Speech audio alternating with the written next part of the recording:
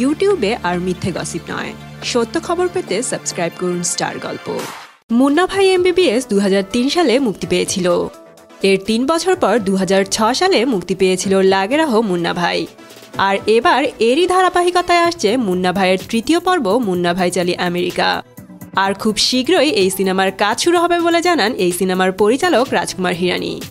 মুম্বাই মিররকে দেওয়া এক সাক্ষাৎকারে রাজকুমার হিরানি বলেন, 2013তেই এই সিনেমার চিত্রনাট্যের কাজ শুরু করেছিলাম আমরা।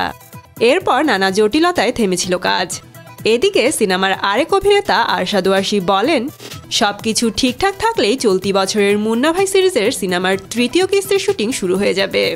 আমি যতদূর জানি চিত্রনাট্য প্রস্তুত। আমি রাজুর কাছ থেকে জেনেছি যে সিনেমার শুটিং চলতি বছরেই শুরু হবে, হয় মাঝামাঝি অথবা বছরের শেষের দিকে। চিত্রনাট্যের কাজ চলছে। এখনো পর্যন্ত আমি আর সঞ্জুই এই সিনেমায় কাজ করব বলে ঠিক আছে। দীর্ঘ বিরতির পর পর্দায় ফিরছেন মুন্না ভাই। আর সেই সঙ্গে দর্শকদের জন্য রয়েছে একটি দুঃসংবাদ। আর সেটা হলো আগের 2 ছবির মতো ভালো না হলে এটাই হবে মুন্না ভাইয়ের শেষ কিস্তি।